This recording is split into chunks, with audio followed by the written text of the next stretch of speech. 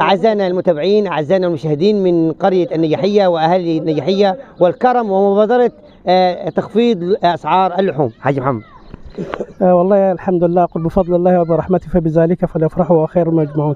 الحمد لله احنا عملنا المبادرة دي للغلابة من حوالي أكثر من شهر، والحمد لله ان يعني النهارده اللحمة بقت في النجاحية اتعممت على 350، بس نحن اللي بدأنا بالفكرة ان اللحمة عندنا ب 340 جنيه وما زال، وان شاء الله طالما في نزول في البهايم هيبقى في نزول في اللحمة عشان الناس تاكل الغلابة. يعني كل مقصد بتاعنا ان الناس كلها تاكل من اللحمة. مواعيد الذبح مواعيد الذبح عندنا ان شاء الله الاربع والخميس. تمام. الاربع والخميس، واللحمة بنذبحوها قدام الناس كلها. لحمة بلدي، لحمة العجل بلدي صاحي، وبنصوروه قبل ما يتذبح، وبنصوروه هو قاعد هناك قدامنا قبل ما يتذبح وهو بيتذبح ويتصلخ وكل حاجة قدام الناس. ففي ناس بتطلع برضه ان